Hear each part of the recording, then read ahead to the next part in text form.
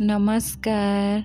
आज मो हस्बैंड और मुझे जाऊँ गोटे छोट स्पिरिचुअल जगह को माने सेटा गोटे मंदिर आठी हनुमान अच्छा हनुमान तो अच्छा ता सहित राम सीता भी अच्छा कृष्णा भी अच्छा जगन्नाथ भी अच्छा बहुत ही सुंदर मंदिरटा आपण मैंने समस्ते देखु एबे एठी गोटे छोट मंदिरटे अच्छी आमे महावीर पाखु फेरला बेले ये मंदिर भी पशिकी आसबू तो आपण मैंने समस्ते देखु वीडियो को लाइक करंतु सब्सक्राइब करंतु शेयर करंतु एबे आमे महावीर पाखे आसिक पहुँची गलुनु तो फुल ब्लॉग आज दिनटा अच्छी आपण मानक थैंक यू।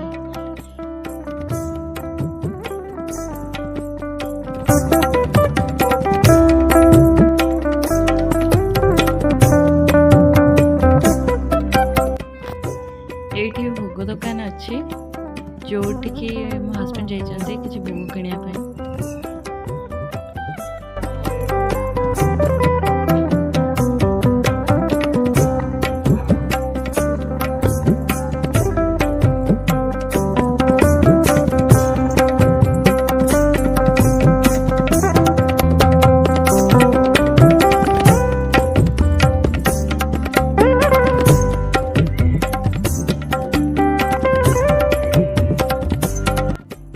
गोटे कुन्नी सरप्राइज अच्छी आई जगह मत बहुत सुंदर लगे ये गोटे पोखरी अच्छी आठी माछ बहुत दूर अच्छा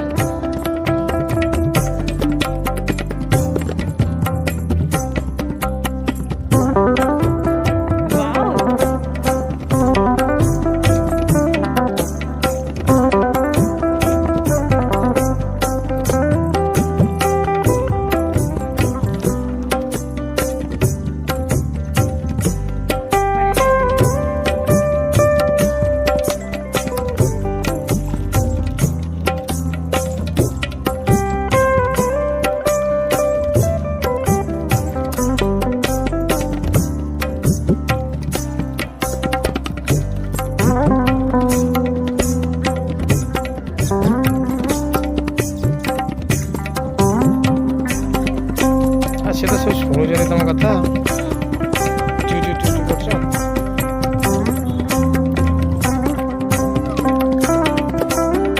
कर ना कौन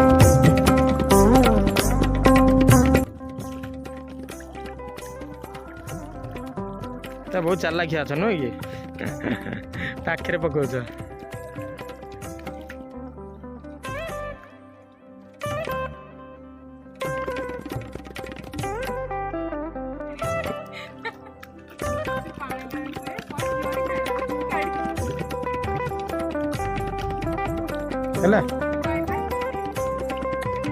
एपट बना दियो टे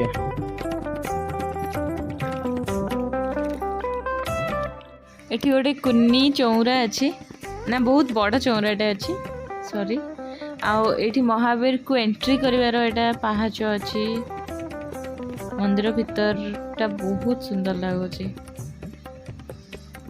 बोधे होम होची जाने ये होम होची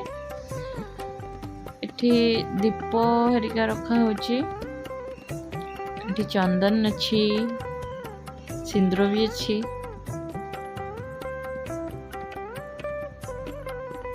महावीर बहुत फेमस क्या बात्या बेले ये पानी पशि नाला या भीतरटा मत सबुठू ही सुंदर लगेगा फास्ट एंट्री करू करू कितने सुंदर से कृष्णा गोटे फोटो लगी राइट साइड रे राम लक्ष्मण सीता अच्छा केते क्यूट लगुच ना येलो कलर ड्रेस राम अच्छा आठी स्वयं जगन्नाथ बलभद्र सुभद्रा अच्छा आठी कुन्नी बाल गोपाल आउ राधा कृष्ण अच्छा ये आमर महावीर बुलाटा सरीगला आम ए रास्तार अच्छु आठी आम जाऊँ जगन्नाथ टेम्पल को जोटा आसला बेले देखी वीडियो रे सेठी आम जाऊँ से पाखापाखि आम पहुँची गलुणु ऑलरेडी ଏଇଠି ଆମେ ଜଗନ୍ନାଥ ମନ୍ଦିର ପାଖରେ ପହଞ୍ଚି ଗଲୁଣୁ।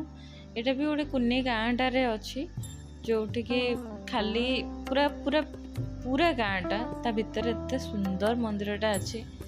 ଲାଇଟ୍ର ଟିକେ ପ୍ରୋବ୍ଲେମ୍ ଅଛି କି କ'ଣ, ଲାଇଟ୍ ବହୁତ ସାରା ଅଫ୍ ଥିଲା, ବଟ୍ ବହୁତ ହି ସୁନ୍ଦର ଜଗନ୍ନାଥ ମନ୍ଦିର। ମୁଁ ଫାଷ୍ଟ ଯାଉ ଯାଉ କାହିଁ ଗୋଟେ ବହୁତ ହି ସୁନ୍ଦର ଜିନିଷଟା ଦେଖିଲି। ସବୁ ମନ୍ଦିରରେ ଫାଷ୍ଟ ଏଣ୍ଟ୍ରି କଲା ମାନେ ୱାଓ, ଗୋଟେ କୁନି ଛୁଆଟା ଏମିତି ଗଡ଼ି ଗଡ଼ିକା ନମସ୍କାର କରି କରିକା ଯାଉଛି।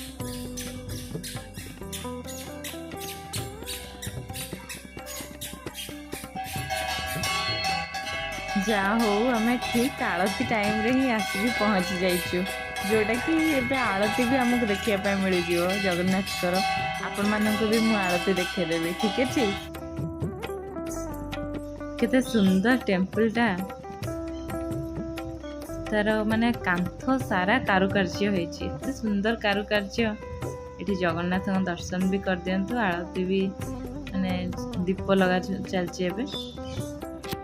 ଏଠି ରାମ, ସୀତା ଆଉ ହନୁମାନଙ୍କର ଗୋଟେ ଛୋଟ ମୂର୍ତ୍ତିଟା ଅଛି। ଆଉ ଏଠି କୁନି ବାଲଗୋପାଲ ଅଛନ୍ତି। ମନ୍ଦିରର କାରୁକାର୍ଯ୍ୟ ମୋତେ ବହୁତ ହି ସୁନ୍ଦର ଲାଗିଲା, ମାନେ ଏତେ ସ୍ପିରିଚୁଆଲ ଫିଲ୍ ହେଉଥିଲା, ମାଇଣ୍ଡଟା ପୁରା ବହୁତ ଶାନ୍ତ ଶାନ୍ତ ଫିଲ୍ ହେଉଛି। ଏଠି ରାବଣ ଆଉ ରାମ, ଆଉ ଏଠି ବିଷ୍ଣୁ, ଏଠି ମା ମାନେ ସବୁ ଗୀତ ଗାଉଛନ୍ତି। ମନ୍ଦିରର ଚାରିପଟରେ ଯେଉଁ ମାନେ ତାର ଚାରିପଟର ଏଇଟା ଏମିତି ଏପଟରେ ଗାର୍ଡେନ୍ ଅଛି, ଆଉ ଟିକେ ଦୂରରେ ଲକ୍ଷ୍ମୀ ମାଙ୍କ ମନ୍ଦିର ଅଛି। ଆମେ ଏବେ ସେଠିକି ଯାଉଛୁ।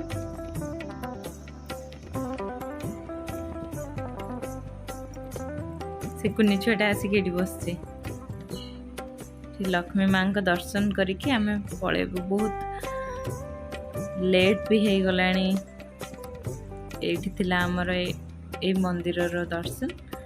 ଆଉ ଆପଣମାନେ ଏଠିକି ଆସିଲେ, ଏଇଟା କୁଜଙ୍ଗରେ ଅଛି, ଆପଣମାନେ ଯଦି ଏଠିକି ଆସିବେ ତ ବହୁତ ହି ଭଲ ଜିନିଷଟା, ବହୁତ ମୋତେ ଭଲ ଲାଗିଲା ଏ ଜାଗାଟା।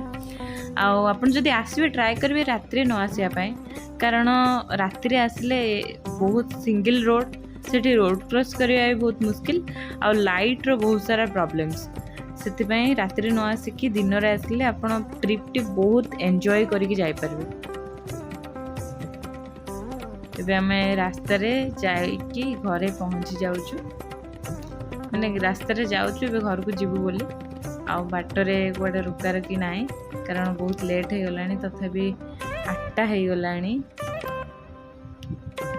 ଭଗବାନଙ୍କ ଆଶୀର୍ବାଦରୁ ମୋ ହଜବେଣ୍ଡ ମାନେ ଫାର୍ଷ୍ଟ ଟାଇମ୍ ପାଇଁ ଗୋଟେ ସିଙ୍ଗଲ ରୋଡ଼ ରାତି ଟାଇମ୍ରେ ଡ୍ରାଇଭିଂ କରିକି ଆସିଛୁ ଆମେ 2 ଜଣ। ତ ବହୁତ ବଢ଼ିଆ ଫିଲ୍ ହେଉଛି ଆଜି।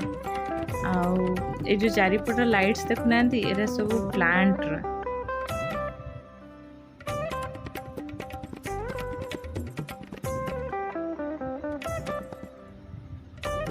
ଆଶା କରୁଛି ଆପଣମାନଙ୍କୁ ମୋ ଭିଡ଼ିଓ ଭଲ ଲାଗିଛି ନା, ମୁଁ ଜାଣିଛି ଭଲ ଲାଗିଛି।